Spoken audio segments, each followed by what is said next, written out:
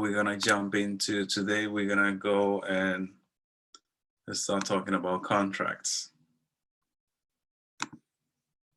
So here it is.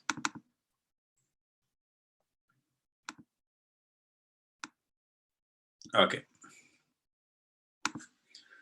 So contracts, I bet some of you or all of you at some point had been involved in some sort of contract. I mean, we're always doing contracts, either orally, written contracts. If you have a cell phone, probably if you got it by yourself or your mother or your father, a contract was signed, to get a phone line. If you live in an apartment, a house, if you bought a house or an apartment, if you are in school, and almost everything. At some point you have to do an agreement with someone else, either with one person or more than one person, to be able to do something or get something. Okay, so the definition of contract is an agreement between two or more competent parties to do or not to do something for some consideration, and it's a legally enforceable promise. So a few things to take here, okay, from this paragraph, from this sentence. It says, first of all, it says competent parties. Okay, we're gonna find out what we call competent parties. And to do or not to do something, I mean, it can be either. If I tell Mercedes, I'm gonna pay you $100 for you not to go and take the test, and she signs a paper saying, yes, I will take $100 and I will not be going to take the test.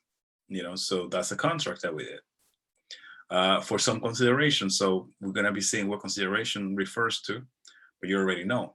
Okay, consideration is something in exchange for what you're doing or not doing. It says it's legally enforceable. It's a legally enforceable promise. So it's legal. So something, a contract has a legal base on it. It's enforceable promise, meaning you promise me something, and if you don't do it, then I can enforce it legally. Okay, if you cannot enforce it legally, that means it's illegal, therefore it's not a contract. Okay, so we're going to be talking a little bit more in depth. It's important to remember or to know that contracts can be unilateral or bilateral.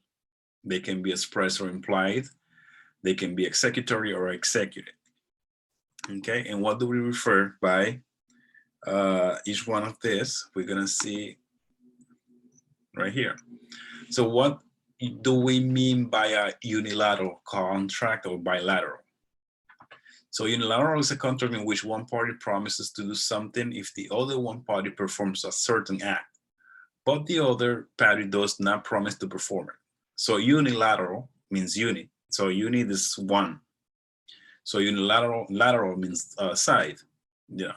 So unilateral refers to where it's a contract with only one party, okay, promises to do something if the other party performs a certain act, but there is no party, but the other party does not promise to perform it. So like we were looking at the examples of the open listings last week, and we were saying that open listings have the characteristic that anyone can bring a buyer to a house. So if I have a house that I'm selling, Mercedes brings a buyer, Kai brings a buyer, and Julissa brings a buyer. Each one of them bring a buyer. I don't have a responsibility with either one of them. Okay, I don't have to sell to Kai. Okay, I don't have to sell to Mercedes, or I don't have to sell to Julissa. In this case, I sell to whoever brings the best buyer, right? The one that can offer the biggest amount and has the best chances of closing, I will say. But I don't have to. Here it gives you a very interesting example. It says, an owner puts up a flyer to help find their missing dog. Okay, so someone lost their dog and they go around the neighborhood and put signs. And it says that the owner is willing to pay $1,000 reward, okay, to whoever finds the dog. But it says it very clearly, to whoever finds the dog.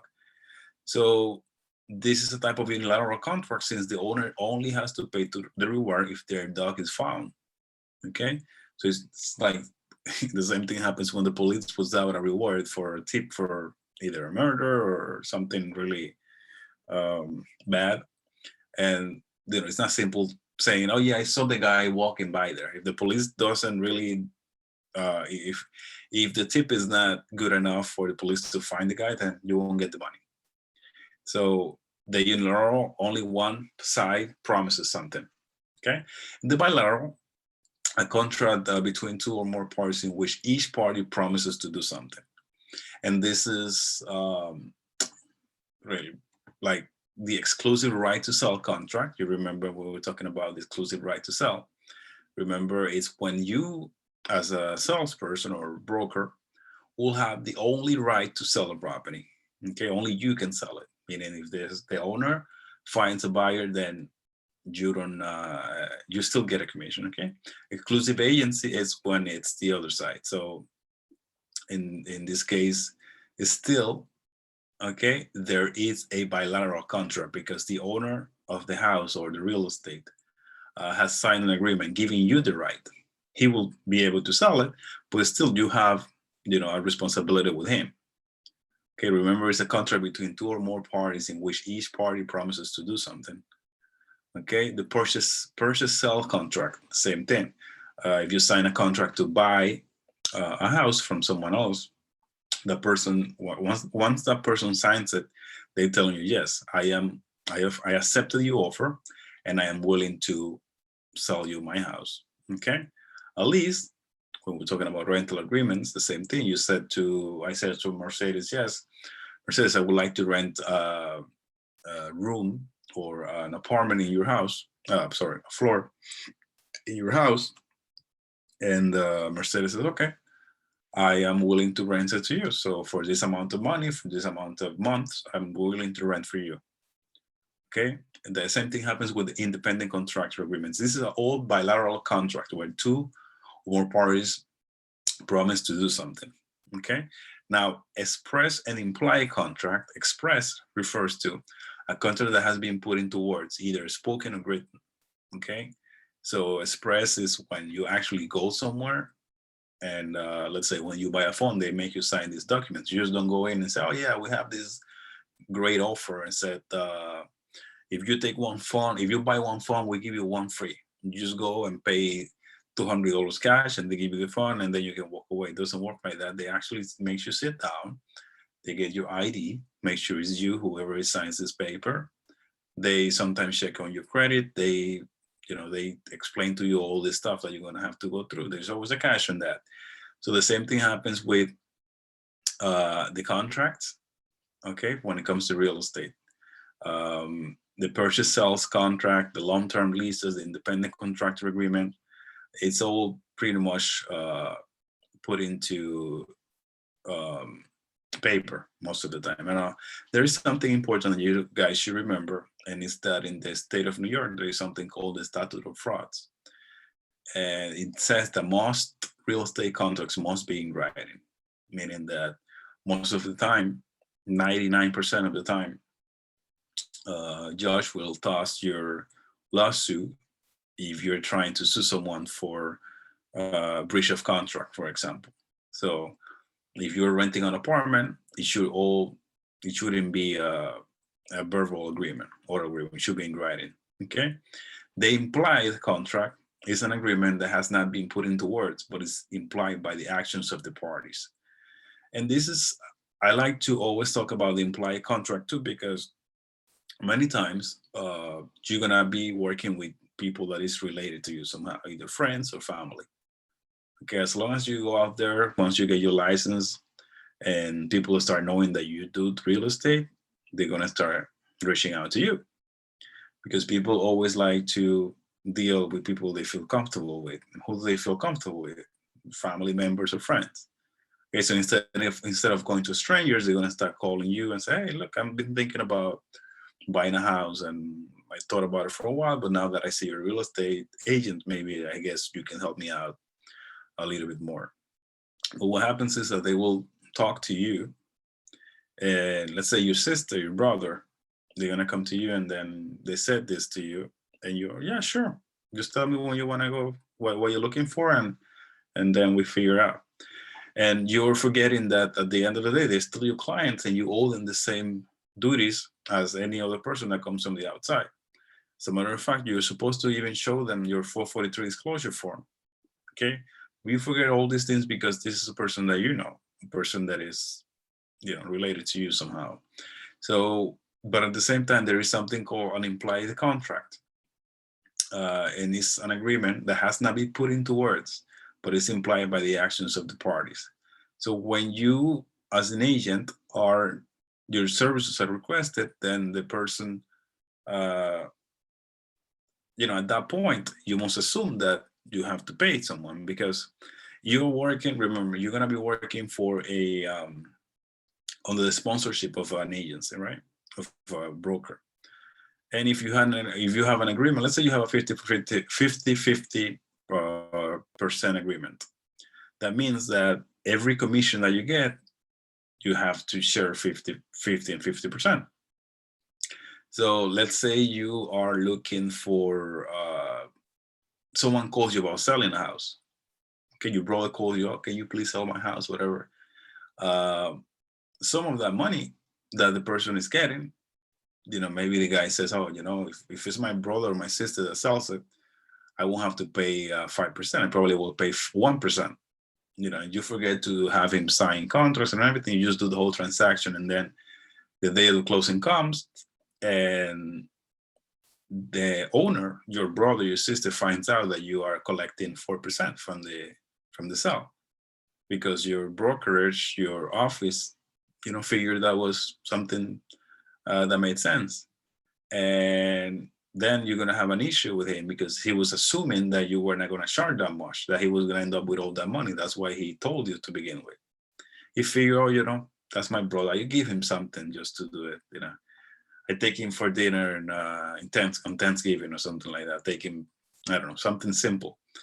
But this is what happens when you have an implied contract, when it's implied by the actions of the parties. Okay, someone comes, takes you to places to look at properties. They're, person that is coming to get your services. You imply that you are a real estate agent, that you're looking to get paid at the end of the transaction. Okay. Very simple example is shown here. It says that when a person sits down and orders food at a restaurant, it is implied the person will pay for the food they order. Okay, when you walk into a diner, for example, and you sit down, they come and say and tell you, okay, sir, what would you like to have? And you start ordering, right? You assume that you have to pay, otherwise you wouldn't walk and sit down, or you would have said something. Okay, it's not Burger King or McDonald's where you have to pay first and then go eat. Okay, so that's the difference between those two. Then we have what they call valid contract, void contract, voidable contract, enforceable contract, and enforceable contracts. So a valid contract is a contract that is legally binding and enforceable. So pretty much any contract that includes all of the essential elements of a valid contract, which we're going to see next. Okay, so something that is valid, it has everything, all the essential elements. A void contract is a contract that has no legal force or effect. Okay, why wouldn't it have legal force or effect? Because it's missing one or more of the essential elements, which we're going to be seeing next. Now, voidable contract, and I want you to pay special attention in this, it's the fact that some contracts can be voided, some contracts are void. It's like when you have a check, right? Sometimes you get a check and the check says voidable after 60 days, which means that from the time that you sign the paper, the check, if you signed it today, the 24th of January, and gave it to someone, that person doesn't change it for 60 days, then that's it. It's not good after that, because that's what it says on the actual paper. It says that after 60 days is voided. Okay, so at that point, before it actually becomes a voided check, it's a voidable check, meaning if certain things happen, then it's going to be void. Like it says, voidable contract, a contract that may be voided by the parties without legal consequences. In the example of mortgage contingency and inspection contingency, sorry. We're going to be seeing that at the end of the the contract part today. Enforceable contract is a contract in which the parties may be legally required to perform. Okay. So for example, once your client signs a purchase contract, okay, and then he receives it back from the seller. Let's say your client is the buyer. Once he gets it back from the seller, then both parties have made a promise. One said, I am selling to that person because I like the offer that he made and I accepted it. And the other one is saying, I will buy the property because I like it, okay? And I have the means to buy it, okay? Now, an enforceable contract is a contract that appears to meet the requirements for validity, but will not be enforceable in court, okay? So why wouldn't it be enforceable in court? Because maybe it's an illegal contract, like we're gonna see next. So we were talking about some of the essential elements that make a contract valid.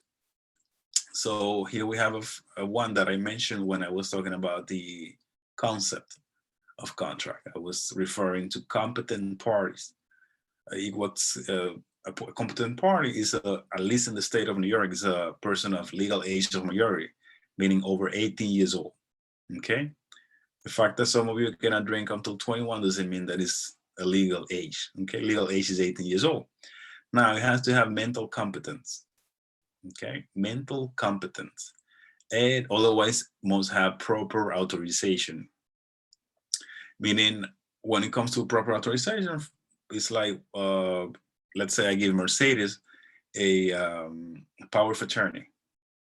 Okay, I give you a power of attorney. Remember, we were talking about power of attorney when we're talking about the general agent. Okay, so I give you a power of attorney to act on my behalf and be able to sign contracts, for example. Okay, what else do we have here? Another element. It must have there must be a mutual agreement, meaning there must be an offer termination, and acceptance. So what does that mean? That means that when, first of all, the mutual agreement means that I cannot infer, let's say, force. Like, I cannot tell Julissa, you're supposed to, I would like you to sell my house. And she says, what if I don't sell it? And I take a gun and put it to her head. I said, well, if you don't sell it, I guess none of us will have it. Then says, okay, I will sell it, and she signs a paper. So it's not a mutual agreement because she doesn't want to do it. Okay, so there must be an offer and an offer termination or an acceptance. So if I tell someone, listen, I tell Kai, I would like to buy your house. Okay, and Kai says, okay, I will sell it to you for $500,000. I say, okay, I will definitely do it. Let's do it. So then Kai is waiting for me to come and actually, let's say, give me your attorney's information. I don't call her.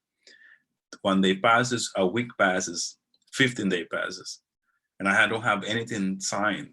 Like, it was just oral, right? Then a month comes and I call her. Oh yeah, I'm sorry. I was out of the country. Listen, I'm ready to go ahead and buy the property. I'm gonna give you my attorney's information so we can close. You know, Kai has all the right to say no. You know, I changed my mind because you were supposed to get back to me soon. I mean, you were supposed to meet next day, and you called me 30 days after. Okay, so you have the right. I mean, you got the offer, but the offer also is not gonna last forever. Okay, and there should be an acceptance. If there is an acceptance or there is a refusal, right, of the offer, or it can also be a counter offer. Okay, Julissa says to me, no, you know what, $500,000 is not enough. I mean, houses are selling for 600 in this area. I can probably sell it to you for 575. And then I say, you know, 575, I can probably do 550, but I don't think your house is in good shape. I do 550. I think that's the most I can do. And then, you know, we agree. we come to a mutual agreement. So then we do, okay, there's an example of acceptance. Remember last week we were talking about those two little letters at the end of these words. Here we see them again, OR and EE. And if you remember offeror, or is usually the person given. In the ones that the word that ends in EE is the person that is receiving. In this case, we're using the word offer, and the two words are offeror and offeree, where offeror is the person making the offer, and the offeree is the person receiving the offer. Okay. The consideration, and most of the time we're going to see what's consideration as an exchange of something of value, pretty much. So either money in the event of a real estate transaction, can also be an exchange for another property, like in the case of a 1031, which we also going to see at some point during the class, where I am exchanging my property for another property. Pretty much I sell my property, and I am, instead of I'm selling the property, getting the money, but I'm not putting the money in my account. I am using it to buy another property. So it's more like an exchange. Okay. So the consideration can be money, can be something of value in general. And a contract to be valid must be lawful and possible objective. And what that means is that I cannot get into a contract, okay, with Kai about robbing a bank.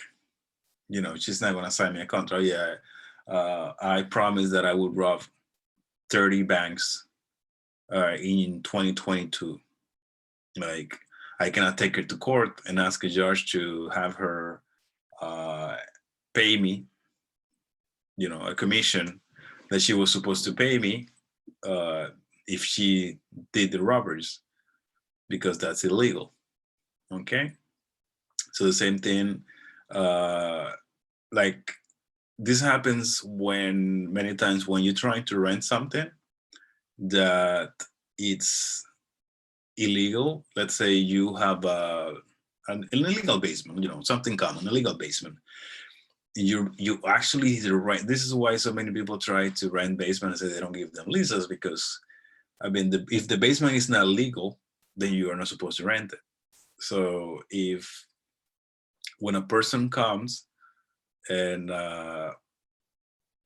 you try to get them out, or you try to sue the landlord for the money because the inspector came over and saw that the basement is illegal, started giving fines to the inspector, then there is a problem, because the basement, it's not livable, it's not, you know, lawful. So the contract that you gave that person wasn't legal to begin with. Okay. So lawful and possible objective. It has to have in the event, of course, of a real estate property or a real estate contract, it has to have a legal description. This most likely, or most of the time, you will see it on purchase contracts, you know, where you're going to see the type of property that you are actually buying.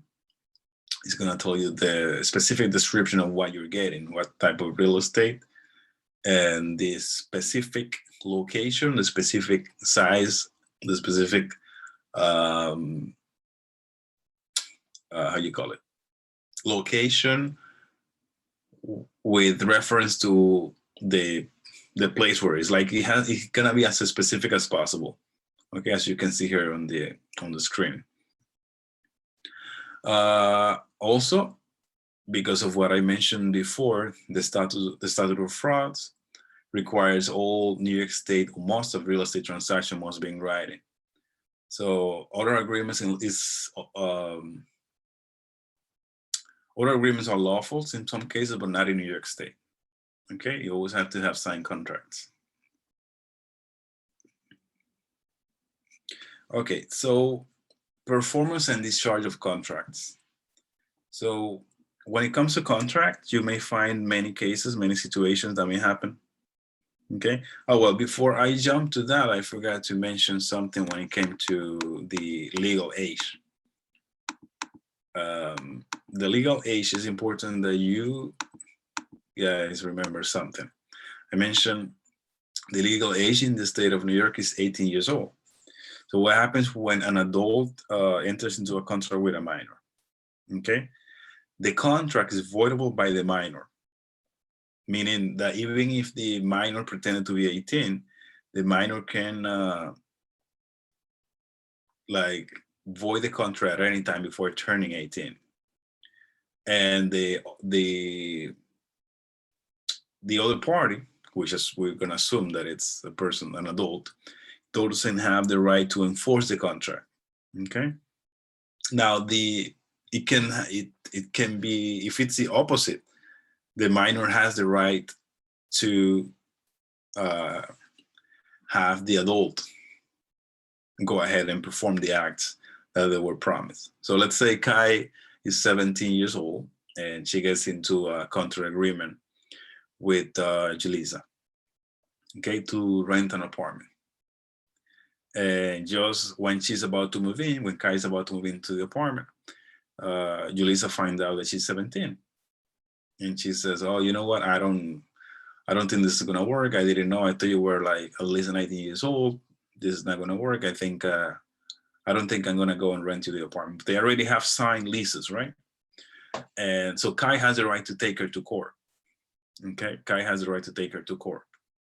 But if it was the opposite, if Kai was the one that is, let's say, Kai lives by herself, her mother rented an apartment in Manhattan for her to go to school or something, and she's renting a bedroom for a roommate. The roommate is over 18 years old, and she figures the roommate signs the lease, okay, to Kai as the landlord, and then she wants to, she doesn't want to go ahead because Kai is a minor. She figures, oh, I need someone. I need to talk to your parents. Kai says, no, you can talk to me.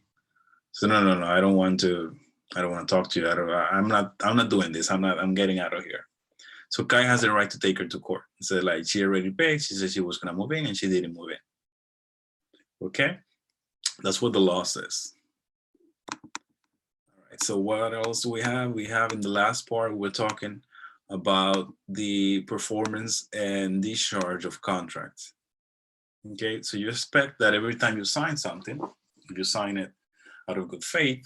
You expect that each one of the things that occur during the contract that are going to take place.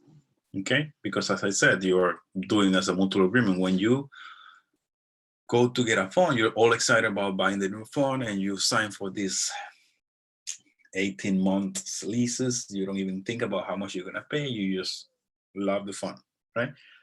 So what happens? What are these different situations, different scenarios that can happen? Well, we've seen some of them here. I would like to obviously always hope that you end up with the accord and satisfaction, which is when you enter into a contract agreement and the stuff that you promised and what was promised to you as a consideration is everything happened normally. You got what you were promised and you gave what you were supposed to give. So that's one of the situations, okay, in the best case scenario. Now, then you have what they call assignments. Assignment comes from assign, when you assign something to someone. So if I assigned you last Thursday, last Friday morning, I assigned you homeworks, right? I assigned to each one of you, I assigned you homeworks to be delivered today. So when it comes to agreements or contracts, the same thing can happen. Okay, you can assign a contract that was given to you. So if I enter into a contractual agreement to rent a space, to rent a house to Mercedes, okay, and then we enter into the contract, she's leasing from me. A year after she decides that she needs to move for work, but her sister, who was living with her, would like to take over the space. Okay. And she says to me, you think we can assign to her the apartment? I said, okay, sure. So we assigned the same contract that she had, the Mercedes had, we assigned it to her sister. Now the sister is the one on the list. Okay. Uh, Novation refers to something new. Okay. So something novel is something new. So that's when you have an old lease and then something happens and then all of a sudden you want to have a new lease. It's not even an extension of the lease. Okay, it's an innovation. It's a whole total lease that you want at this point. So let's say you were renting a space, a commercial space for a office. You know, you were using a certain space. You were leasing space in a small building for office space, and all of a sudden, you decided that you want to change careers. You wanted to be in the ice cream business. That's something you always wanted to do all your life, and you said, like, you know what? I love the area. Everybody knows me, and I'm gonna call myself. Let's say it's an attorney's office. You say the attorney of ice cream. Okay, and then you say, I'm gonna stay right here. I'm just gonna change the space. So I'm gonna talk to my landlord to ask him to redo my list. So it's not gonna be office space anymore. It's not gonna be an attorney's law office. It's gonna be a retail space. It's gonna be an ice cream place. Okay. So then you will be asking to your landlord for an novation, okay, for a new lease. The rescission of the lease refers to when there is basically a cancellation of the lease. You are telling your landlord that you are not looking to continue the agreement that you once agreed on. Okay, for whatever reason. You say, oh, you know what? I don't think this is working for us. I think, I am canceling the lease. Let's say you were not paying your rent on time and you defaulted on some of the terms. And then you have the right by what it says on the agreement to cancel the lease. And that's what rescission stands for. There can be the impossibility of performance. That can happen when by any reason there is a change, okay, by application of the law, a contract can be terminated. So you have let's say the laws change. I cannot come up with an actual idea right now, but something you have a certain agreement. Let's say you own a like what was happening with fracking. Remember fracking when people were basically trying to get gas and certain stuff, certain minerals from the earth, right? And all of a sudden the government changes that. So you cannot do that anymore. Okay. So you had a lease for 30 years for doing that. Then when the government doesn't allow you to continue doing your work, then you know, what are you going to do with the earth? Eat it. So, you know, impossibility of performance because it's illegal to do what you were doing before because there has been a change in the law. Okay. The other one, the last one, operation of law, refers to when the rights and liabilities of the contracting parties are changed by the application of law. It says alteration is very similar to the impossibility of performance. It says alteration of contract, bankruptcy, or statute of limitations. Okay.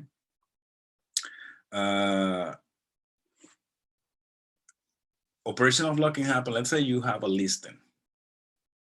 Okay. And all of a sudden there is the person that you're listing the property to tells you, oh no, you know, I cannot sell the property now because I just got a notice that my house is in foreclosure. So let's say you have the house, your house was actually, you just got a listing for the house and you had a buyer that was willing to make an offer. Okay. So the fact that the house is in foreclosure now, you cannot deliver the house. So what is going to happen? depending on how far you were, you know, you may end up either trying to sue your client to pay you a commission, because your job is to provide with someone that can buy the house, you know. So that's what operational law refers to, pretty much. Okay, here we see some examples. Manny, you didn't do a court of satisfaction. What? You didn't do a court and satisfaction. That was the first thing I said, that when I was saying that what I always expect that happens to you guys is that you have accord and satisfaction, meaning that both of you agree that everything that you promised and everything that was supposed to be given to you, everything happens. Like if you get into a contract to give someone a property, I mean, to find the property for someone, you know, my desire for you guys is that you find the house and, you know, you can fulfill your promise, and that person can actually fulfill the promise and give you what you were expecting in consideration. Okay, there's a few examples here of what we mentioned before. Novation. You see, when you see a new contract, if the buyer and seller agree to make a change to the sales contract, the existing contract can be mutually terminated for a new contract between the parties. Or an assignment. Here you see the two letters again, the OR and the EE. I guess by now you know who's giving and who is receiving. In this case, we have the assignor, which is the person giving, and the assignee. Okay. In this case, the assignor is the person that had the lease before. And the person in the right, the lady, I say lady because I see she has a dress, I mean, she is, I guess, the landlord, right? So the landlord is allowing the contract to be signed. I mean, to be assigned, I'm sorry, to the assignee. Okay. A few clauses. We mentioned the conditions before. Okay, some of the conditions that you may find in contract. Remember, we're talking about contracts as general, but you know, we bring it down to real estate. So important clauses for you to remember: time is of the essence, contingency clause, assist, and escape clause. And each one of these refer to something. In the case of time is of the essence, it means that if you told me that you were going to buy the house in 30 days, you must basically fulfill the promise. So let's say Tatiana says, oh yeah, I'm putting this offer and I can close in 30 days. And then both of you agree. Well, not. The attorneys will put it in writing in the purchase contract. So today's the 24th. That means that by the 23rd, because January has 31st day, 31 days. So yeah, the 23rd of February, you should be closing.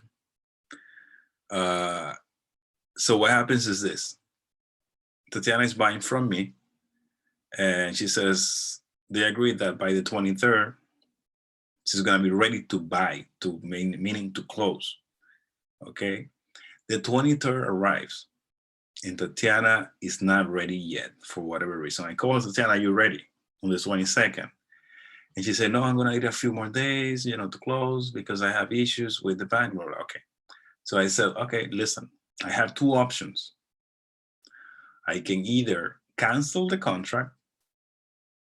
Okay, I can cancel the contract, the purchase contract. I can do what we were referring to, a rescission of the contract.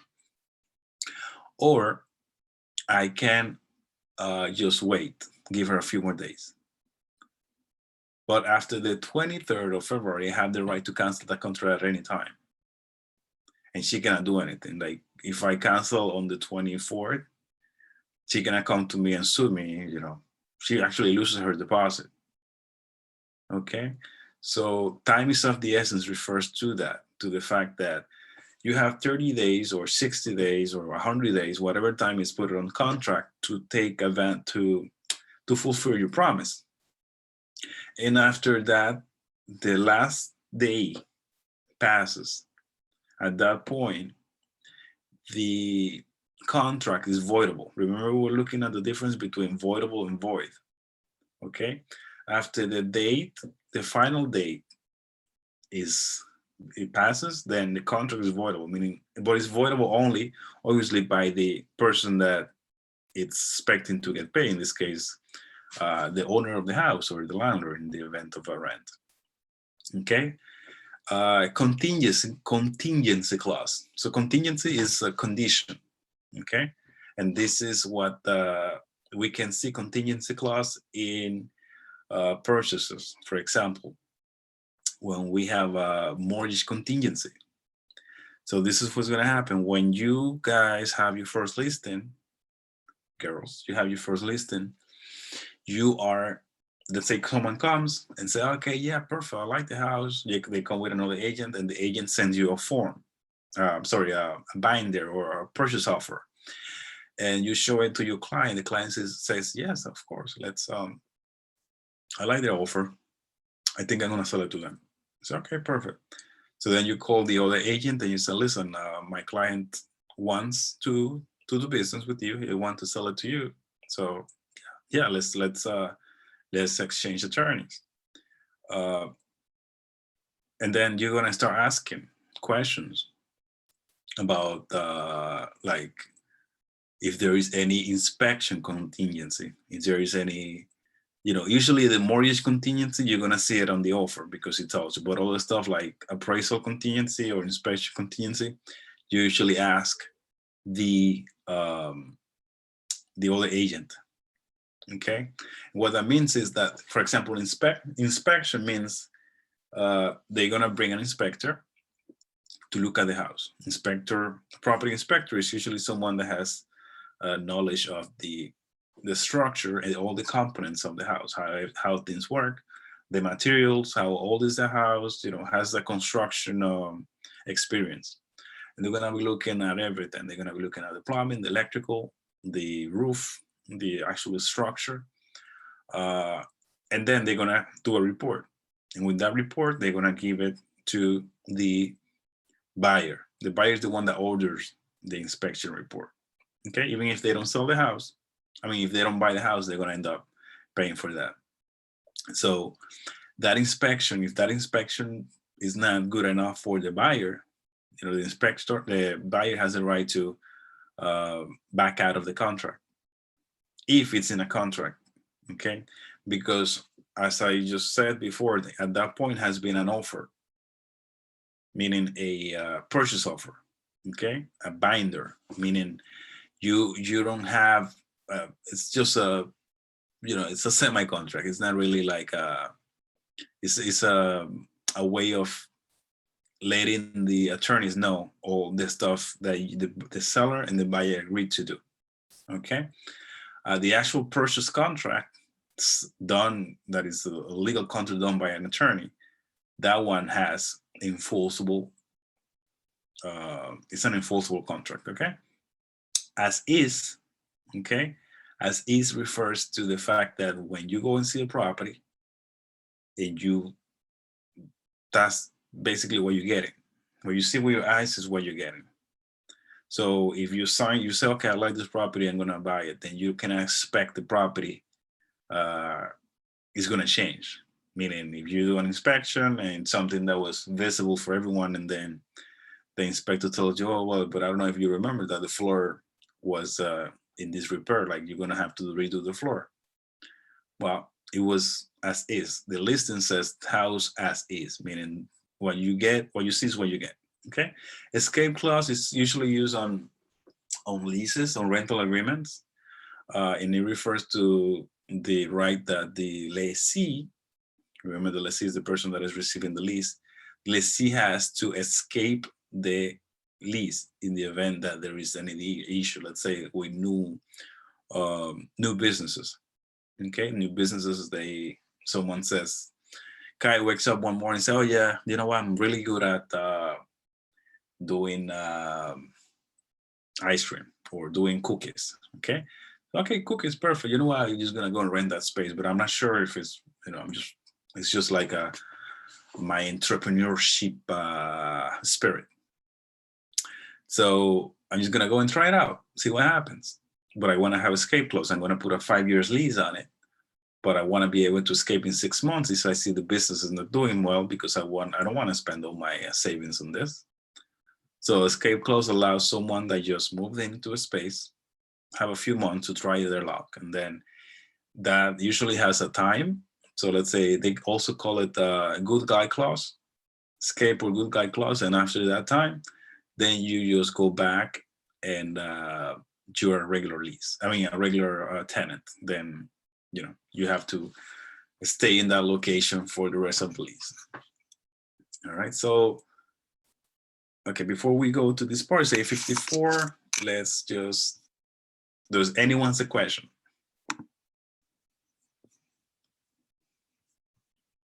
I was saying before, for those that weren't here earlier.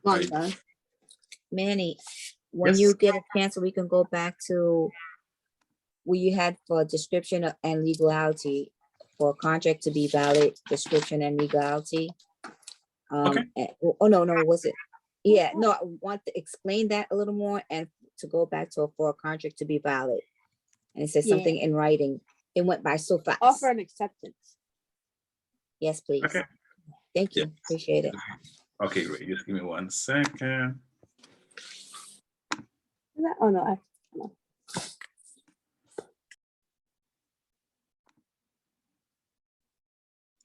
Okay, so I was also saying earlier that all of you should have your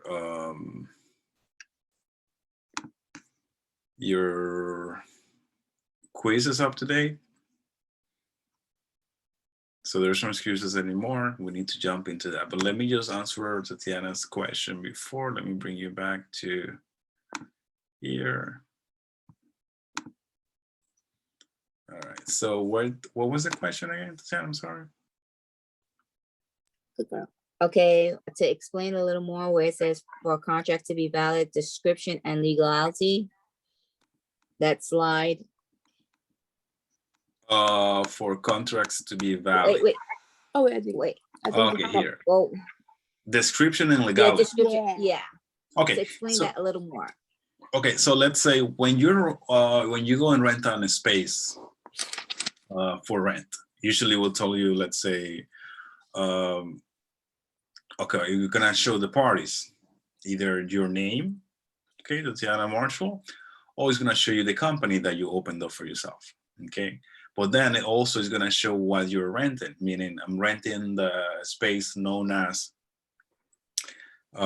56 Charming Street in Brooklyn, New York. Okay, a space of 400 square feet, located in the first floor of 56 Charming Street in Brooklyn, New York. Okay, so that's for a rental agreement. So it's always going to show. So remember, the rental agreement is a contract. So you're going to have the parties, and besides that, and the other elements, you're going to have the description. In this case, in the rental agreement, the consideration is going to be the money that you're going to be paying every month, okay? And your the promise is going to be the rights that you're going to have, meaning be able to have quiet enjoyment of the space for the use that you said you were going to have in the space. So if it's going to be a retail or office or warehouse, all that kind of stuff. But when it comes to description, it refers to that in the rental agreement. When it comes to houses, it's going to be a little bit more specific for the reason that, remember when we're talking about encumbrances and encroachments, you want this description so that you know exactly what you're getting. And as you can see here, it shows you exactly what you get. Not only the size of the house, it says 140 square feet by 140, blah, blah, blah, but exactly what is located. And this is what helps you know exactly to the point what you're getting. You don't want the house of Mercedes, which is next door to you, to rob you of 5 feet of property.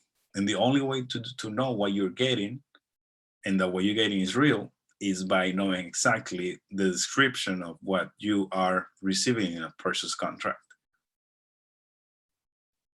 Understood?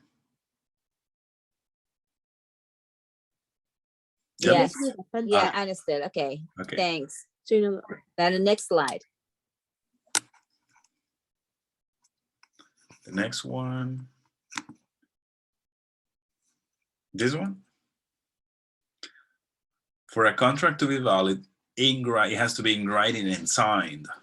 Okay. So auto agreement is lawful in some cases, not in New York State. Okay. That's what I was saying. Real estate, you have to, if you're renting someone an apartment and you do it verbally, you know, you remember we're talking about being able to enforce this situation, being able to take someone to court. Okay. So let's say you rent an apartment to someone and you don't sign anything. Like Kai goes to Mercedes and says, listen, I want to rent your apartment downstairs. I say, okay, yeah, sure. But I'm not giving you a lease. I said, oh no? I said, no, no lease. You just move in there and then you pay me every month. And then after the second month, Mercedes says, oh, I need you to leave. You say, oh no, I'm not leaving. I have a contract. She said, yeah, where's the contract? I said, well, you told me I can stay here for a year. Well, anyway, they end up in court when Mercedes says to the judge, yes, ma'am, or ma'am, sir, ma'am, this person here, I rented the place for a few days and now she's staying there for a few months. I want her out. I need my space back. And Kai says, well, no, because she rented to me for a year. She just didn't want to give me a contract. So they're going to be asking you, where's the document? Where's the document showing the signature of the landlord, the owner of the house, telling you that you could stay here or you could stay in that place? So that's why we say that it has to be, in order to be lawful, in order to be enforceable in the state of New York, it needs to be in writing. And that's found in what they call the statute of frauds. Okay.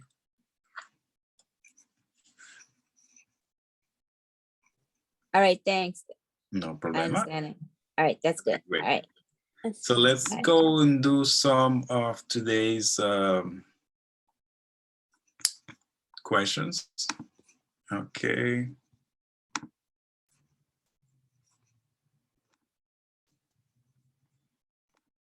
Dun, dun, dun. Where is it?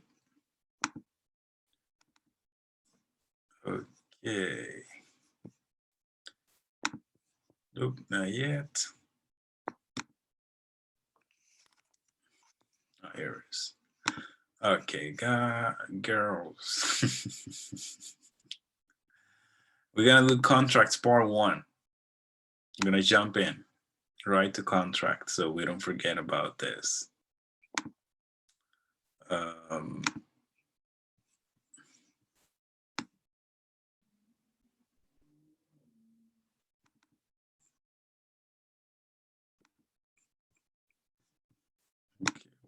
where is it? Here it is. Okay.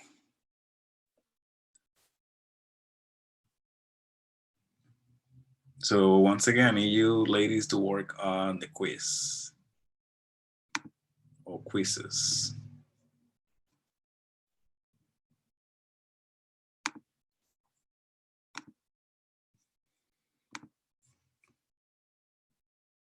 All right, I have the first question of the night, ladies. And remember, use your chat to talk to me. First question is, a landlord signs a lease with a tenant. After a month, the tenant is transferred out of town. The landlord substitutes the name of the tenant's friend on the lease for the remainder of the term, relieving the original tenant of liability. This is known as assignment, defeasance, novation, or subrogation.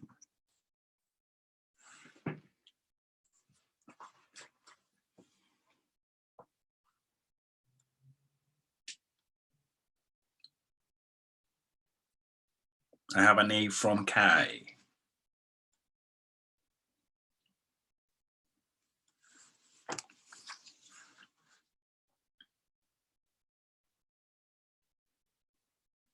Anyone else? Mercedes says A. Tatiana, what do you say? Julissa? What do you ladies say? I have a and A. I have 2 A's, one more A, and the case is closed. So I have 3 A's from Tatiana too. Let's say Yulisa, 5, 4, 3, 2, 1. Bang. All right, so I have 3 A's. Let's see, assignment. Bam. It says here that the answer is incorrect. Please try again. D by Mercedes. The answer is C. Okay, I know this one was a confusing one because you saw that it said that she was given the tenant a new, it says the answer, the substitution of a new contract with the withdrawing part, relief of a liability is innovation. So I'm going to explain this one here. When there is an assignment, usually the liability stays on the party that is giving the assignment. So if Julissa rents a space from Mercedes, and a year after, Julissa wants to, sell, let's say a store. She wants to sell a store to Kai. Mercedes says to Julissa, listen, I don't know Kai, I know you. So, I'm gonna need, something, at least for a few years. I need you to stay as guarantor in the lease.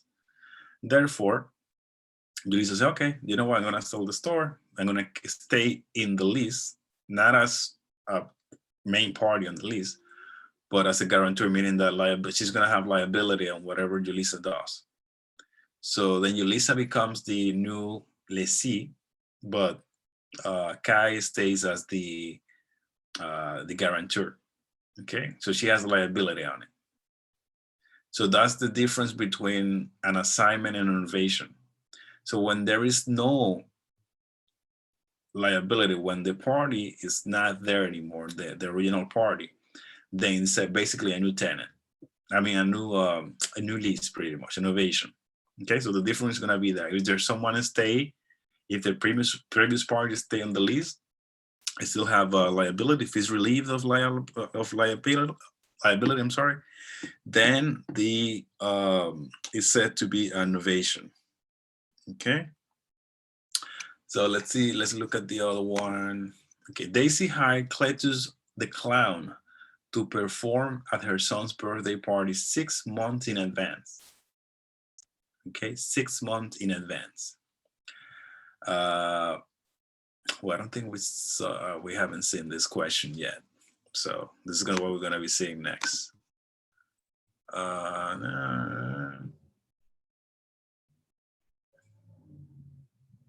This one too. Okay, yeah, this one. Larry signed a contract to buy Bob's house. However, the deadline in the contract has passed and Larry has not finalized the loan with his mortgage company. There is not a time is of the essence clause in the contract. So the contract is considered A, discharged, B, rescinded, C, void, and D, voidable.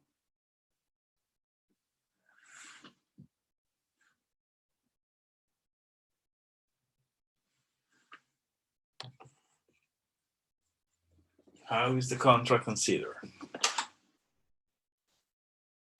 Okay, I have a D from Kai.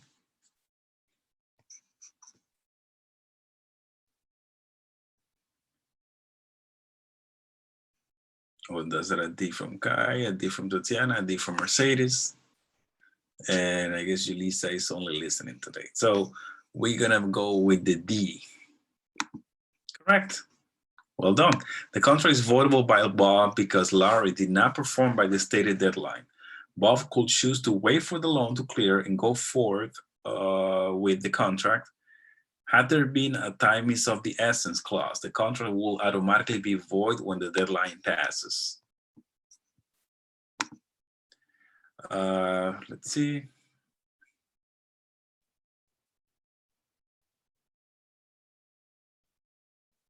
Okay. Mr. Smith contracts to buy Mrs. Jones' house, but only if he can sell his house. Okay. This type of provision written into a contract is called a contingency clause. A contingency clause. B, good consideration.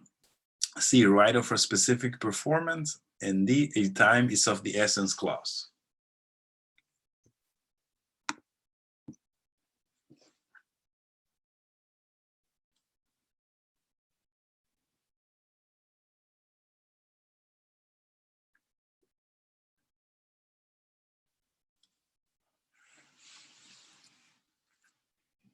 Okay, I got an A from Tatiana and a D from Kai. Contingency clause and a time is of the essence clause.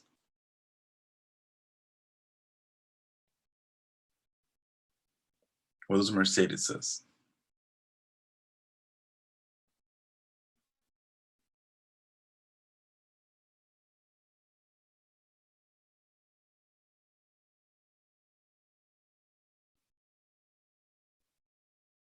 Okay, so I have two D's and one A. So I have to go with the D in this case because it's the majority, right? And the answer is incorrect. So I'm gonna go with the next letter down the road, which is the A from Tatiana.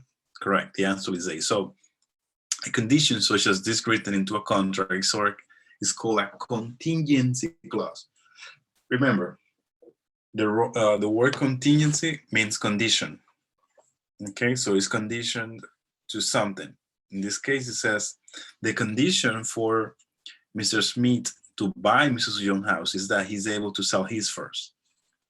Okay, when you see that in the contract, that's called a condition. That's what I was saying before about a mortgage contingency.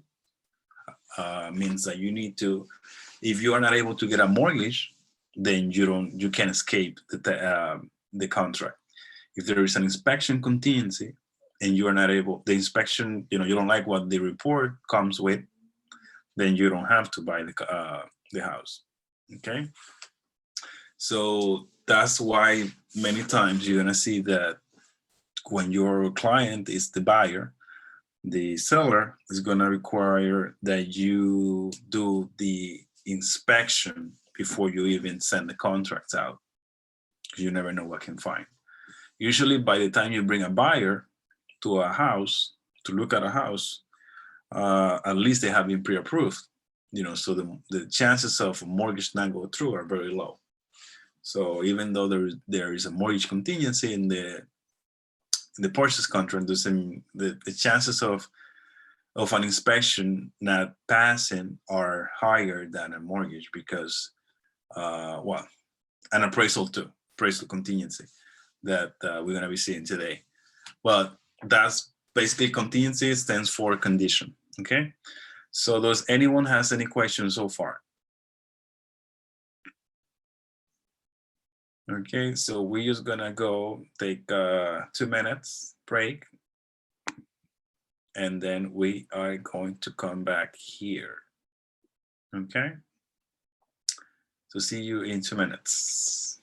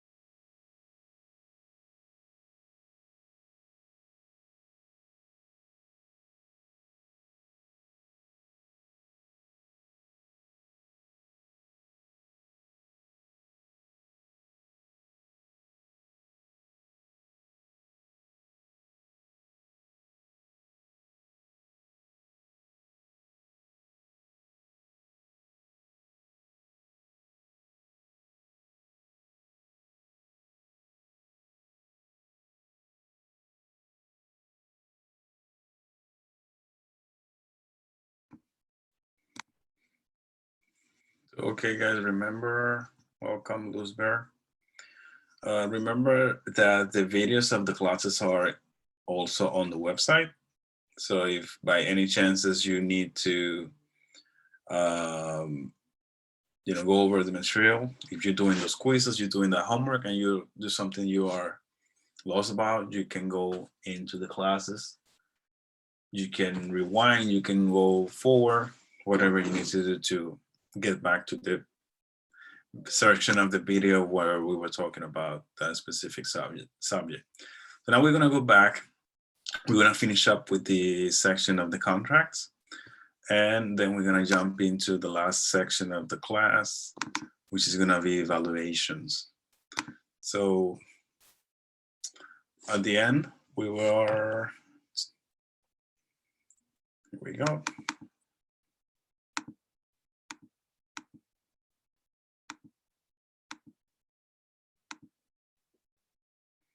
And once again, sorry for the issue. Today I'm using a laptop because I had an issue with my computer.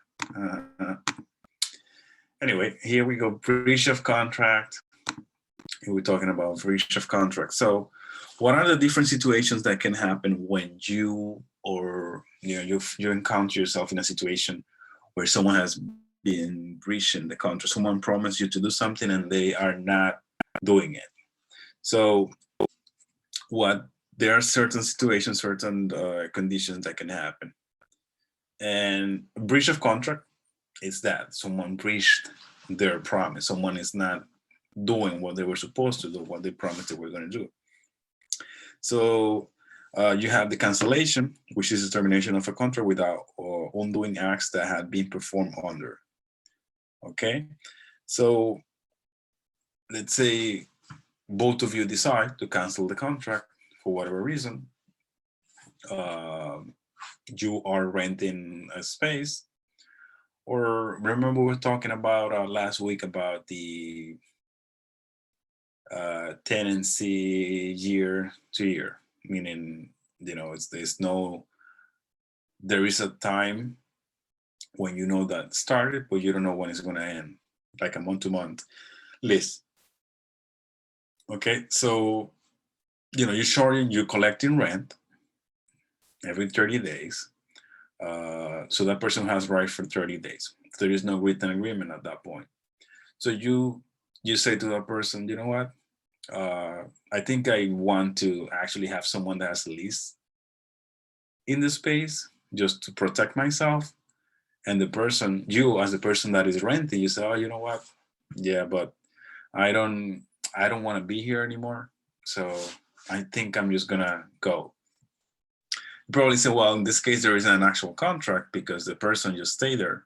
You're probably right, because there hasn't been an actual, it's a 30 days, a month to month. And that's like one of the exceptions to the New York State law that refers that all real estate contracts must be in writing. Okay, but legally there is a 30 days lease that you obtain when someone gets rent from you. Okay, so, and remember in that case there was a lease before. Okay, that basically stipulated all your rights and duties. Okay, but at that point has been a cancellation, so there is no need to go to court or nothing. Both parties decided to cancel the contract. And then we have the liquidated damages. In this case, what happens is that usually it shows ahead of time the amount of money. It's going to be specified in a contract to be awarded in the event of an agreement is breached. So if you leave a deposit, okay, usually when you make an offer on the house, you leave a deposit. You are not obligated to legally to leave a deposit, but you do it because they call it good faith deposit. It's a way of you showing the buyer that you are really serious about buying this house, okay, and that you have the means. You say, well, I'm putting 10% down, I'm putting 5% down. Okay, just to show you that I'm really, really interested and I'm going forward. And what that does is that when, let's say, if you, for whatever reason, at some point decide not to go ahead with the contract without a specific condition that was stated already on the contract, like a contingency, then you're gonna lose that deposit. Okay, so that's why you have to be very careful about what you suggest your client to do. Okay, your client's your buyer. I mean, in the event that your client is a buyer, then you have to let them know, listen, I think you should do a mortgage contingency and inspection contingency, because you never know what you're gonna find. And you have to, make sure you can be protected. You can protect yourself, because if you put in, if the house is worth $500,000 and you put in 10% down, that's $50,000 that you put in that you can lose. Okay, so, but it specifies in the contract liquidated damages. That's all she's going to lose. She's going to lose $50,000. Okay, because it's already specified on the contract. In the case of compensatory damages, it says that are intended to compensate the plaintiff for harm caused by the defendant act or failure to act. Okay. In this case, it's, when you take someone to court already, I told Kai that I was going to sell her a house. Okay. And Kai said, okay, perfect. I'm gonna say, yeah, definitely. Let's do it. So Kai gives me $10,000 for the deposit. She puts it in an escrow account. And then I sell to Kai, you know what? Just give me a few months. I need to do some work in the house to make it look better, do some painting, some stuff around here, just to deliver in a very good state. And they said, okay, perfect. I'm not in a rush to move. And then 3 months passed. And I said to Kai, you know what, Kai, I don't think I'm going to sell now. So Kai's like, what are you talking about? Like, first of all, I took that $10,000 in a loan, out of a loan I took. And I had to, I've been paying interest for 3 months. And then I stopped looking for 3 months. I stopped looking at houses because you told me you were going to sell me the house. So what are we going to do now? You have to somehow compensate me if you don't want to sell the house. Okay. So she's going to take me to court. And then in court, it's going to be decided how much I have to pay her, besides giving her back the $10,000 for the time that she wasted, that I make her waste, the time that she lost. Okay. That's what we call compensatory damage. So it's a compensation for the damage that I caused to her. Now, a specific performance refers to the fact that it's also a court will order someone who has breached a contract to perform as agreed. Meaning that the same situation, the same example I told you guys before, the court will order me to sell the house to her, to Kai. So, well, you kept that money for 3 months. Okay, you were supposed to sell it to her. You enter into a contract to sell it. So now you're going to have to sell it. Okay, so the court is asking for a specific performance, which is for me to go ahead and do what I promised to do. Okay. There's something important to remember is the statute of limitation. In New York State, 6 years. You have up to 6 years to file a lawsuit for a breach of contract. Up to 6 years. Okay. Okay, so I do have some contracts here that I wanted to show you really quick. This is a listing agreement. This is what you're going to be showing to your clients. Okay, to your potential clients. When this is exclusive right to sell listing agreement. So you can see here, it will show you the parties involved. In this case, your office and the seller. You see, it will give the exclusive right to sell the property located at. Here's what the description, let's say what the legal description of what you're selling will be here. The amount of time of days that you are asking the person to give you to sell.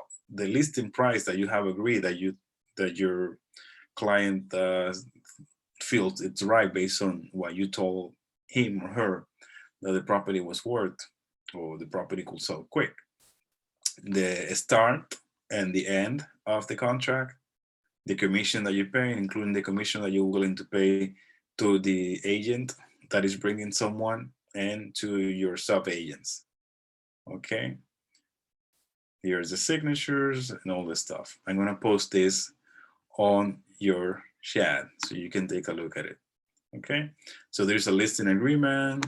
There is a buyer agency agreement. This is when you actually go and someone comes to you or to help them find a house or real estate.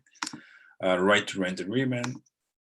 These are all contracts. Now remember that talking about the rent to rent, the same thing I keep trying to make you remember. OREE, and in the case of a lease, the lessor is the one that gives to the lessee. I mean, lease, yeah, lessee. When it comes to commercial leases, you have 3 types of leases. We're going to be talking more about this in the commercial section, but I just wanted to just give it a little bit of a touch since we're talking about contracts and how in commercial real estate it can differ a little bit than regular, a gross lease, like in the case of renting an apartment. You're gonna see what they call net leases, percentage leases, and land leases. When it comes to net leases and commercial spaces, means that you're probably gonna end up renting, depending on the type of property you're renting, you can end up with a place where you're gonna be paying a certain amount of rent every month, okay? Every month, but you're also gonna be responsible for taxes, insurance, and maintenance of the property. Okay, and depending on what you are responsible, besides your regular rent, they're gonna call it triple net, net, or net lease. Okay, so if it has one of those, it's a net lease. If it has if it has 2, then it's called net lease. If it has 3, it's a triple net lease. And that refers to the fact that that person, the company, is gonna not only have to pay the rent, but also on top of that, the rent plus the taxes of the property, the insurance for the whole property, and the maintenance. That happens a lot when you see all these fast food restaurants that are like in a standalone building, like Dunkin' Donuts, McDonald's, Burger King, Wendy's, all those buildings that are just standing by themselves in the middle of the highway or road. Usually they're the only ones there. So they pay a small amount of, not a small, but a small amount of rent. And they, on top of that, they will have to pay the taxes for the whole building, the insurance, and the maintenance. So the landlord doesn't have to do anything more than collect the rent, okay? Sometimes maybe they will be required that the landlord pays the taxes, okay, of the property. Of course, the landlord is gonna put that into the rent, okay? Or maybe you're gonna have to pay the insurance, or most of the time you're gonna see modified gross leases.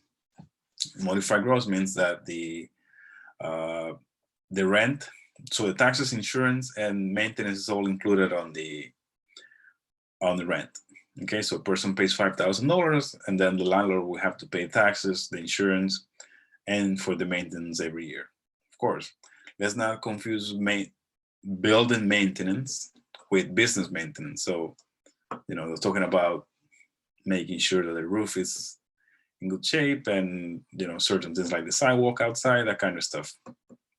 Okay, the same thing with insurance for the property. It's not the same thing as property insurance as business insurance. Okay, we're going to be talking about that further on. At the percentage lease, you find it a lot on the stores that are in the malls or in the shopping centers. And the way these contracts work, it's that they will give let's say, Kai wants to open a cookie store. she's good at baking, and she's been doing well in the neighborhood. And she said, it's time for me to upgrade. So I'm just gonna go to the mall. I rented a small space, tiny space. I know sometimes you go to these big malls and you wonder, how does this person can be in these huge malls, like right next to Macy's, JCPenney, Bloomingdale's, all the stuff. And it's because they probably have a percentage contract, percentage lease. And the way it works is like they will allow these people to be there and pay a small amount of rent just to fill up the space. And then after they sell over a certain amount of products or services, then after that they're going to have to pay a percentage of their sales to the landlord. Okay, so after $50,000 worth of sales, then after that, every single, you're going to have to pay a percentage of the sales from that. That's what they call a percentage lease. And the land lease refers to when you own a piece of land and you don't feel like developing it. Someone comes and says, "Listen, I would like to lease your land, for 50 years." So really? So yeah, sure. I'm gonna pay you $10,000 a month. So the person comes. Let's say if it's a really high value land in the middle of Fifth Avenue, right, Manhattan, and it costs $200 million, and people say, "Well, I'm not gonna pay for that, and then I'm gonna have to pay for construction." So I'm gonna give the guy $500,000 a year for the land, for leasing it for 50 years. So what the guy does is he does that, and then he starts building in the land. So he has all this money, meaning he will pay $500,000 a year for rent of the land, and then he's gonna use the rest of the money to build in the land, and he builds, shopping center or something like that. And then at the end of the 50 years, if the person that leases the space, the company doesn't want to continue with the lease, then they will just leave the building to the owner of the land. Okay, that's what it refers to a land lease. Most of the time it happens with small stuff. The same example like with fast food chains. You have all these developers that buy or lease land and build on it, and then they sell the lease. So let's say they get Wendy's to buy them the right to be on that location for 30 years. And then they're just going to resell it to someone else to make up the money. So they resell the lease they have with the person together with the lease that they have with Wendy's to operate in that location. Okay, but they already put the money for the land and they built the building.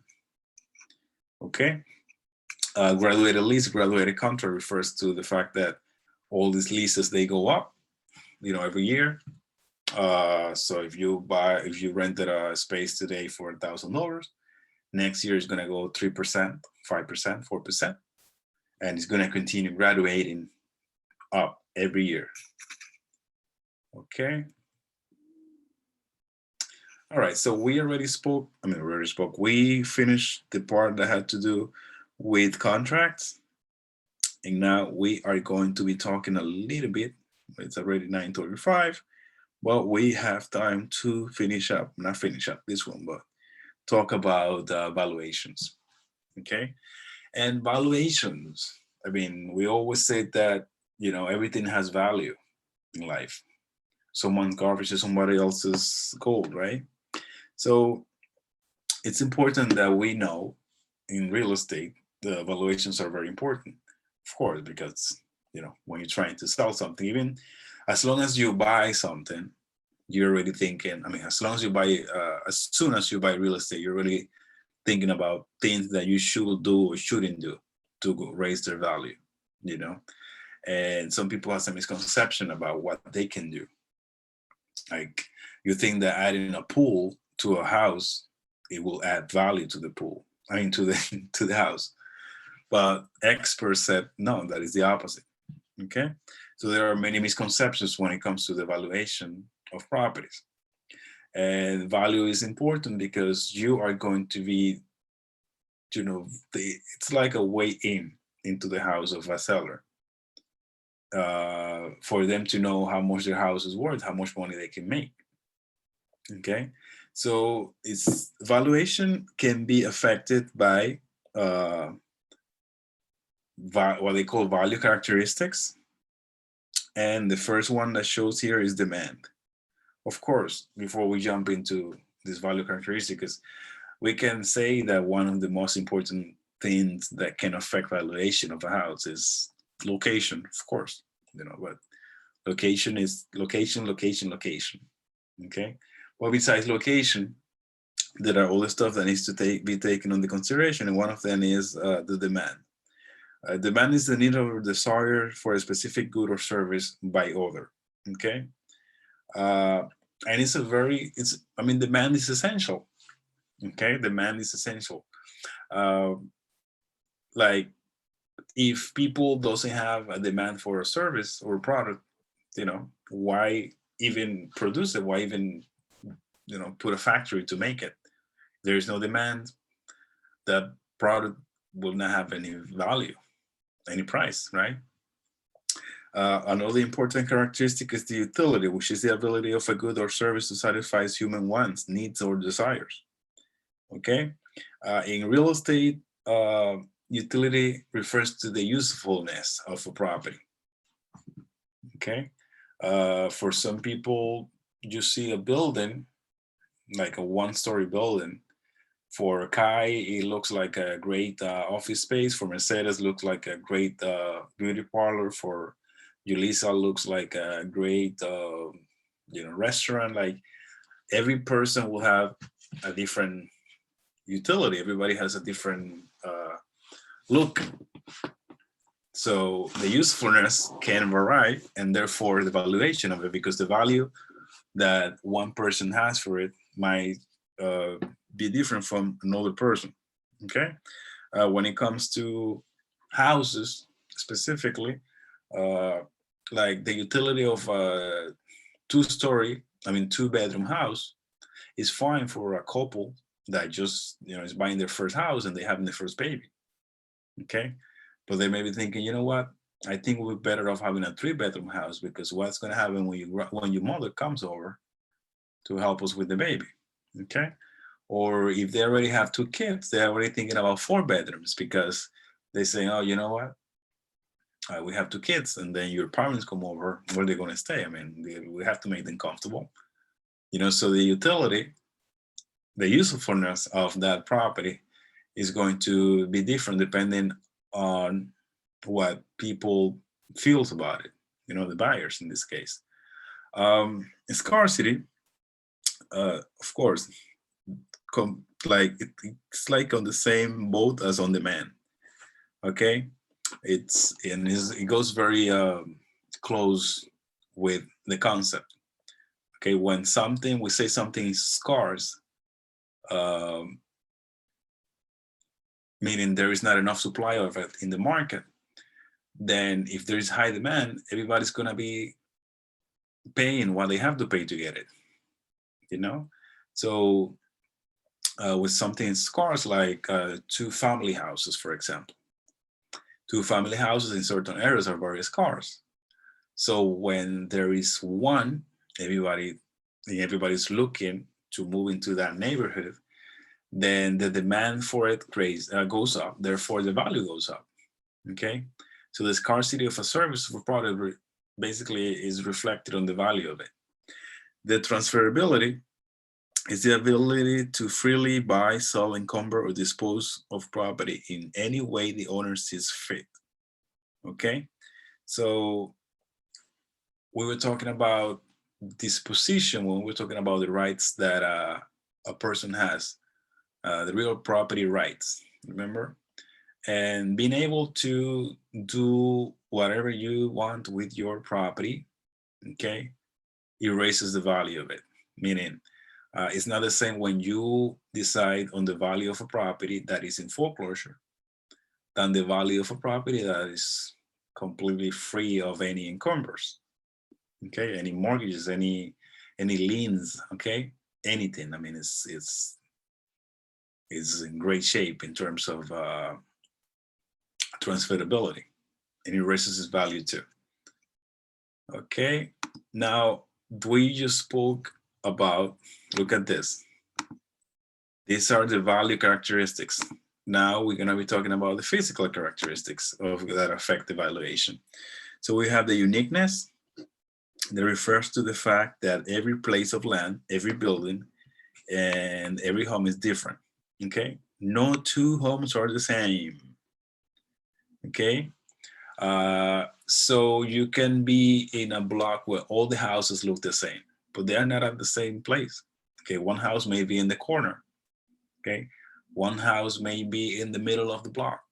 Okay, one house may have the sun in the back of the house. Okay, therefore it's colder in the porch that he has. So it's not so nice like the house across the street because the sun uh, goes right in the front every morning. That's what you want. It's the same type of house, the same builder, but it's in a different location. So there is no such a thing as uniqueness. I mean, I'm sorry, there's no such a thing as the same building, same house. It's, everything is unique. And that affects the value of a property. The immobility too is a physical characteristic that refers to the fact that the real estate itself cannot move from one place to another. Okay.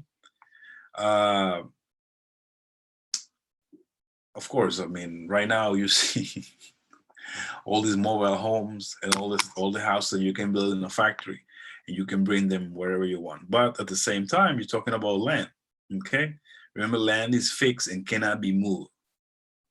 This is one of the most important reasons why real estate is so valuable. Okay. So when you buy real estate, you are not buying a house. I mean, that house is not even considered real estate. That's considered more like a personal property. You can take it anywhere. Okay. Also, the indestructibility of the real estate refers to the fact that real estate cannot be destroyed.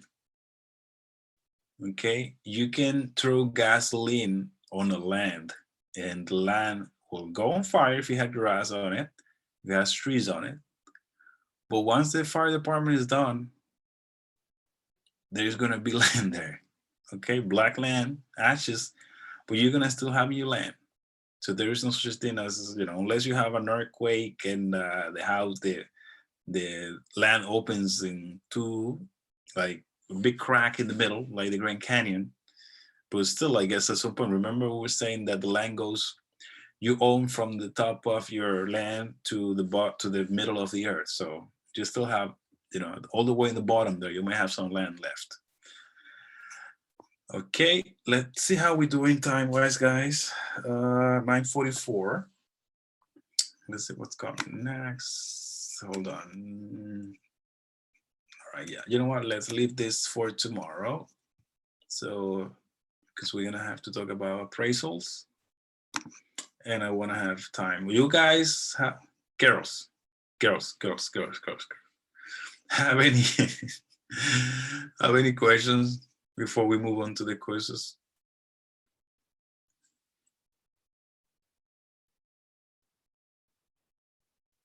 Okay, Mercedes. I'm good. Okay, Luzbert.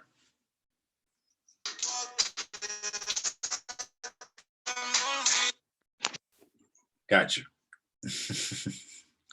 Okay. I didn't even, Manny, I'm so sorry. I didn't even hear what you said. I was just answering no. What did you say? Oh, you have any questions? No, thank you. No. Okay, so we're gonna go with the quizzes, with the quiz for, I want to go back to contracts to do a few of the contracts that we didn't see yet. And then we're going to go to, well, I think I'm gonna do valuations tomorrow because we barely saw anything there. So let's go to here. Let me bring you ladies with me.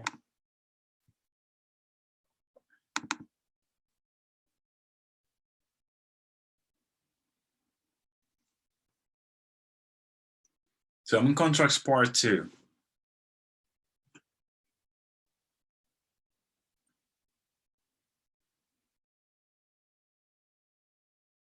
I do suggest you ladies to stay here. If you're not too tired, stay here at least for 30 more minutes. When I mean here, I mean on the quiz, and try to start doing those quizzes because I see that some of you are pretty behind on that. All right, so we have the first question.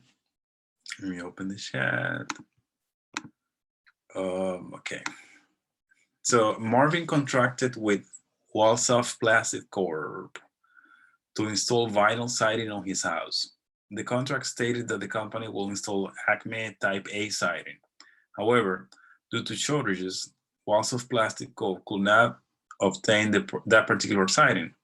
Marvin agreed to a substitution of the vinyl from another manufacturer. This is an example of according satisfaction, part performance, specific performance, substantial performance.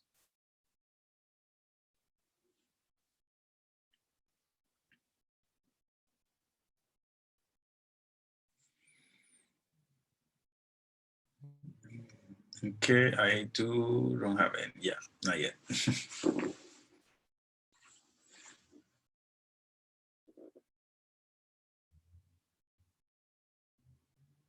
Okay, I have an A from Yulisa. Yulisa says according satisfaction. I have an A. Who gives me a B? Did I hear a B somewhere? I have an A. I have 2 A's. Okay, let me see. I just need let's see, I have 2 A's. I have 3 A's. And I think, let me see what Luzber says. Luzber, what do you say? A, B, C, or D? I have 3 A's, 5, 4, 3, 2.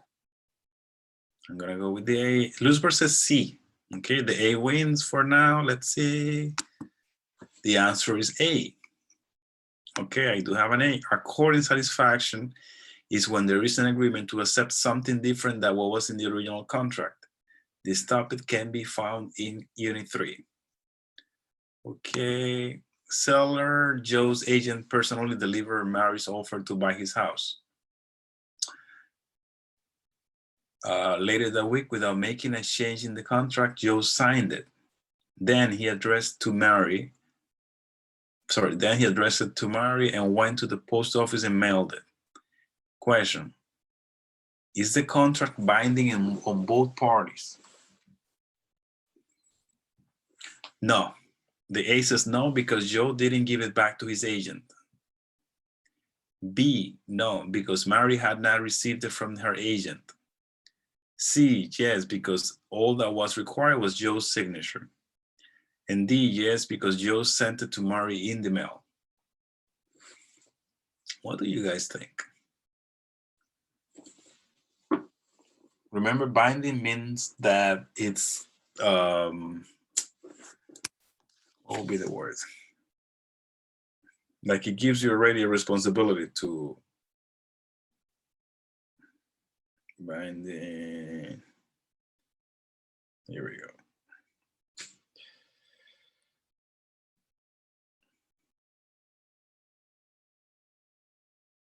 Yeah, it says an agreement or promise involving an obligation that cannot be broken.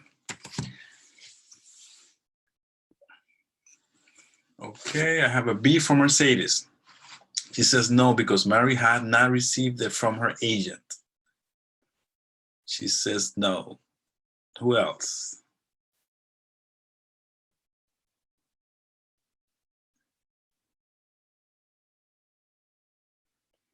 I have a C from Luzber. She says yes, because all that was required was Joe's signature.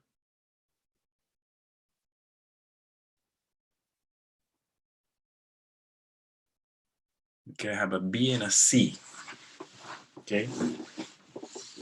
Okay, I have 2 B's, one from Kai, one from Mercedes, and I have 2 C's. Wow, interesting. Vamos a ver qué dice. What does Tatiana says? She breaks the tie. So I have 2 B's and 2 C's. Let's see what Tatiana says. Tatiana, that was Tatiana? All right, I'm gonna guess that was Tatiana. So I have 3 B's and 2 C's. So B wins. Let's see. They say no because Mary has not received it from her agent. Incorrect. The answer is D. So neither of you made it. Let's see what it says. Oh, the mailbox rule. Okay, listen to this one. The mailbox rule says that when an acceptance is sent communicated directly, meaning it's not face-to-face, is effective as soon as it is placed in the U.S. mail to the offeror, even though the offeror hasn't received it yet. The mailbox rule applies only to acceptances, not to revocations. Okay, so the buyer sent an offer with his signature on it, and then the seller sees the offer, signs it, and sends it back, but the buyer has not received it yet.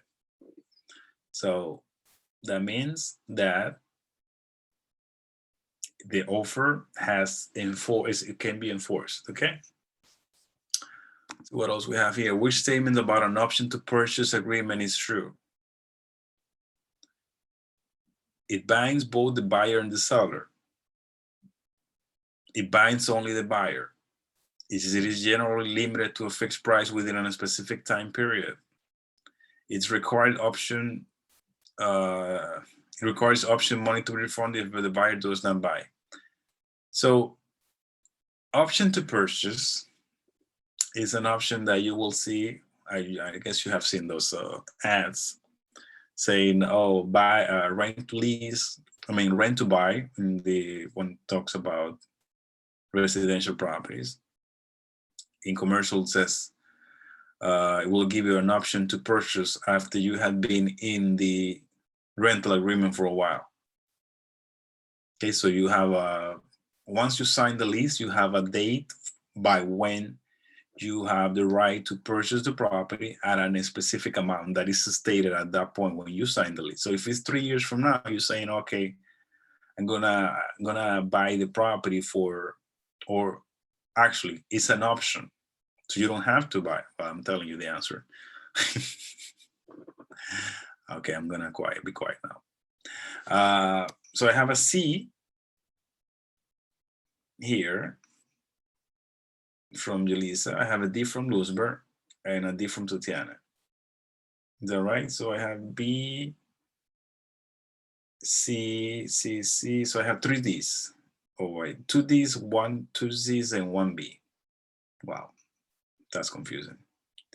All right, I'm gonna go with the first. Okay, so great, 3 Ds. So we're gonna go with 3 Ds. It requires option money to be refunded if the buyer does not buy. Incorrect, the answer is C.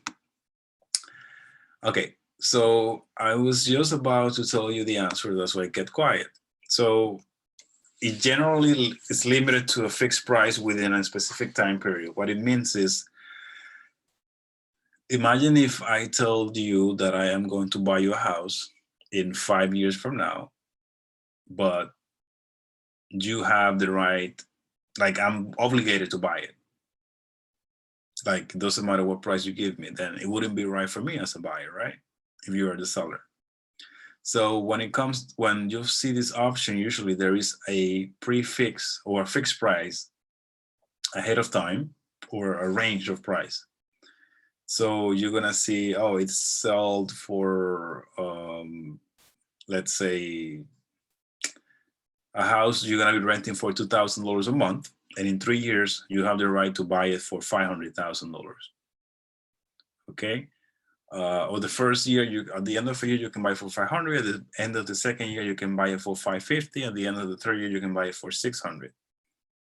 Okay, so it kind of protects both sides of the transaction. The buyer, okay, because he assumes that the real estate is gonna go up. Okay, and the person that is leasing or renting, because he doesn't have to buy the first year. He can buy it, in 5 years. But he already knows ahead of time how much he will have to pay for it. So he doesn't have to, it's an option. Okay, it's optional to purchase. So that's why it says it is generally limited to a fixed price within a specified time period. Okay. Let's do. Okay, the most typical lease to be used in a residential rental is A, graduated lease, B, gross lease, net lease, and D, percentage lease. What's the most typical lease to be used in a residential rental, meaning an apartment or a house?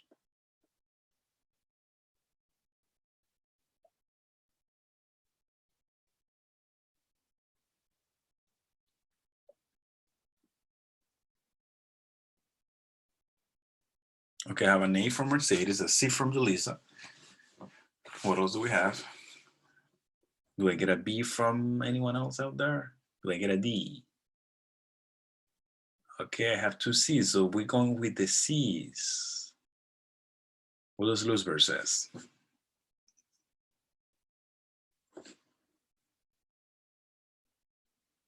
Luzberg says C too. Now, I am going to read the question before I go with the C, which is the one that it says the most typical lease to be used in a residential rental is. You're saying a net lease. I am going to go with the C. The answer is B. Okay. Most residential leases are gross leases. The other type mentioned are more common commercial leases. We spoke about these other commercial leases before. We said the graduated lease, the net lease, and the percentage lease, all commercial leases. Okay, this is why these quizzes are so important, because you see all these questions. This is exactly how you're gonna see them on the test. So you practice by doing all these quizzes. Practice and practice and practice and practice. Okay, so I need you ladies to work on these quizzes. So the last question of the night.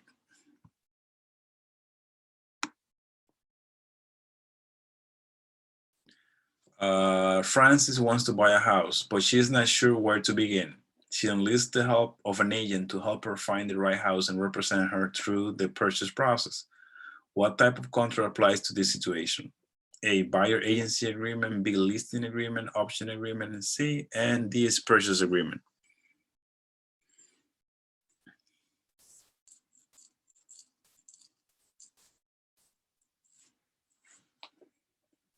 I have an A from Luzberg.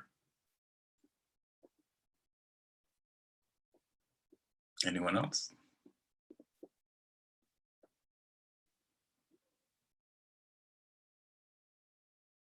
Okay, I have 3 A's.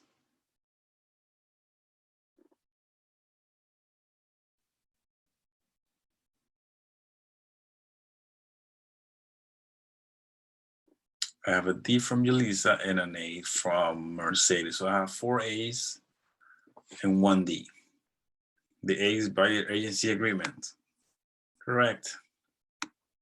It's a contract that you're gonna have, your clients sign when they're looking to purchase a real estate. Okay, the buyer agency agreement. All right, it's 10 o'clock. So now we're done with another day. Today is Monday, the 24th. So you have 3 days this week and 3 days next week. I do ask you, I do beg you to start working on these quizzes, please. Let me go out of here so you ladies can see. Oh, I wanted to say something because I just wanted to go over something really quick here. Money. Yes. Yes. Money. Yes. Sorry to interrupt, but before you end the class, can you show us when we do the test, like what is the step that I'm missing? Because I did a couple of tests and it still looked like a half a moon, not fully done. Yeah. What is it that I'm doing wrong? Okay, yes, that's what I was gonna go next. Let me look for the quiz that has, I think, which one is the one that has like 5 questions? The first one? So like walk through it, like if you're gonna take the test, where exactly we need to go and how the, Right, let me just click on one of them. Let me click on this one.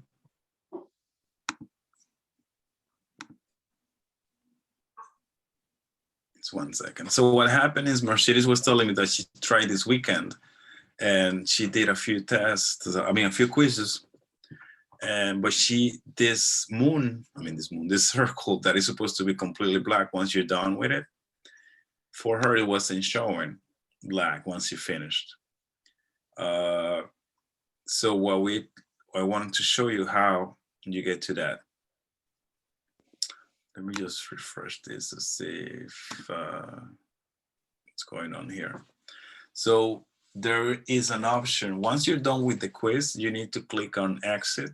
I'm going to show you next, but I'm waiting for the screen to refresh. It's going to show you a exit on top, like an X. And what you're supposed to do is go there, click on the X, and then go next. Hold on 1 second, let me get in here.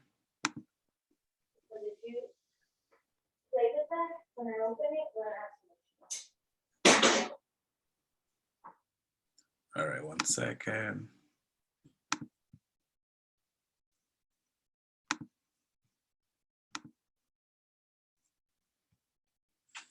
Yeah, I always had these issues in all the classes because it's a little bit confusing on that part. You finish up the quiz and you think it should be like automatically just going to the next one, but I don't know why they did it like this, where you have to.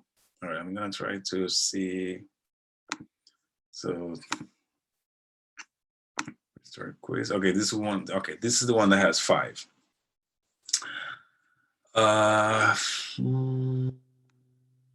Or does that happening? Which is nice. I don't remember this one, so that's not gonna work. But which type of ownership does a person wants to live in a company share? Of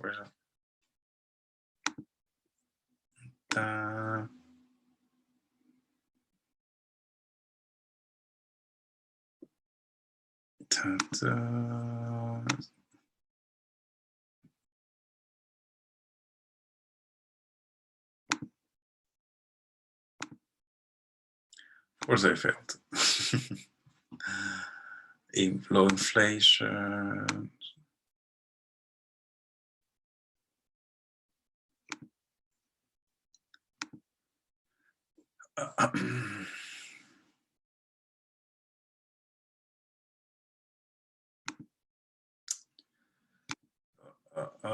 Let's see.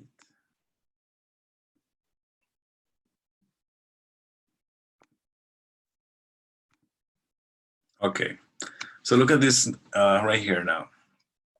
So when you have this, usually, well, you first have to go here, go to the next,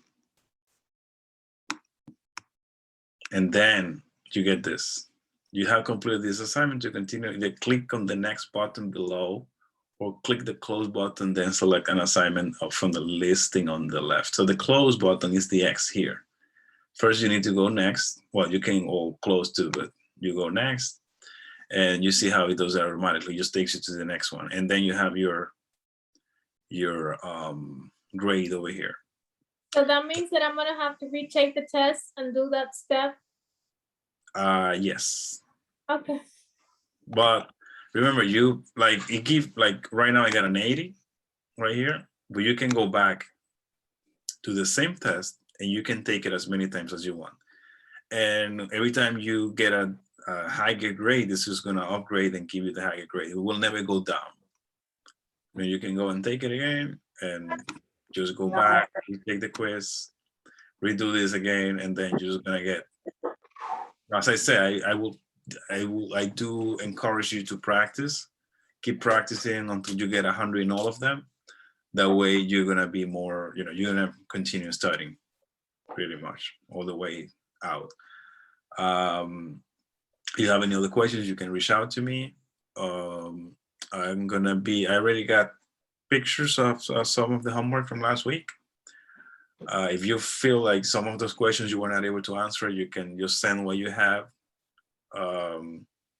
I will be sending tomorrow some stuff to the chat. Mercedes, I don't know what happened. You were not on the chat at all. Kai wasn't on the chat at all. I heard she was sick. But that's another way of practicing and studying and interact with the other people on the class. I will also send the link to eAccess, which is the website to look at the dates for the state, for the exam for the state. Okay, so you can start looking at those dates now if you want to already go and schedule your exam. That's up to you, depending on how you feel, how prepared you feel so far. So if you don't have any other questions related to the test or the quiz, then I will see you tomorrow. So have a great night. Good night. Thank you.